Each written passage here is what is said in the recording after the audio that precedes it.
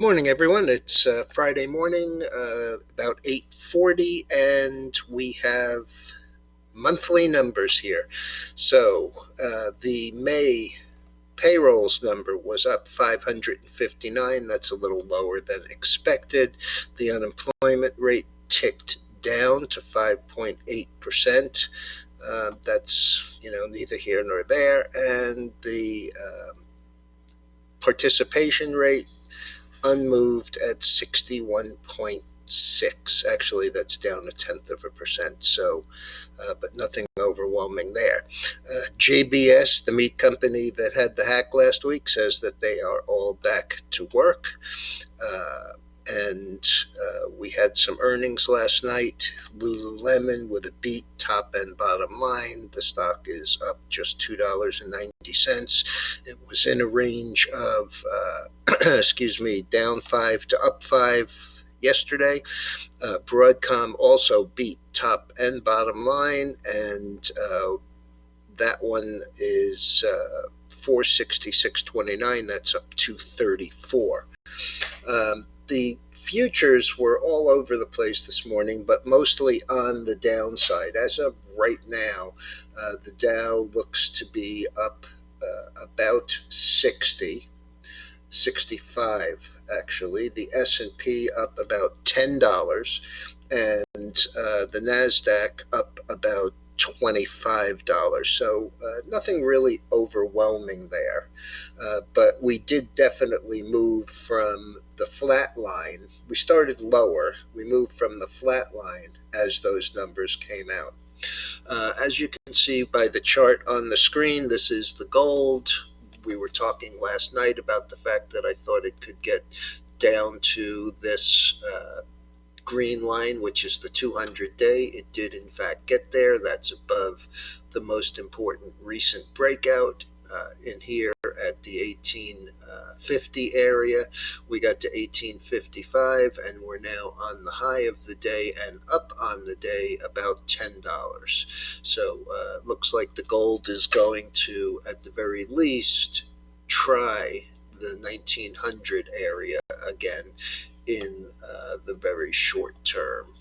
Silver looks like the gold does. We have the oil complex up again. We're getting awfully close to that $70 number on crude. And as you can see by this chart, we also have new nominal highs every day this week. Yesterday's was 69.40. Today's has not happened yet. It's 69.26, but we're right there on the highs. So any movement to the upside here is going to give us another one. And it's also notable that it is riding this 5-day moving average. So I consider that a big positive. The longer it stays above that, the better. Our position in the nat gas is also better this morning. I mentioned last night that I thought that we were flagging out. We got down as low as 301, so right near the round number, and all of these closes, and then we bounced to the upside. Right now we're 307.10, which is up about 1% on the day. Bitcoin is again weaker, as is Ethereum. Just informationally, my service bar charts has added Ethereum. So we have the Bitcoin down 2,600. Let's take a look and see if that's near any support. Yep. We're getting awfully close to breaking down out of this consolidation. That would not be pleasant for the longs here. And the Ethereum chart, I'm sure it looks pretty much the same, but let's take a quick look at it anyway. It's down 206, but it's a dramatically lower price. Same chart, I guess, and as I said, it's towards support, this 2,500. We'll have to see if it holds there. It has clearly been unable to break through the 3,000, and then these highs 29.66, 29.43, 29.21. Yesterday 29.11, and this morning slightly lower than that, 28.90. So we'll have to see how that looks. The bonds are trying desperately to put in some sort of a bottom here, and I'm going to guess that it's going to fail, but it hasn't yet. I mean, we have broken down out of a trend line here that I had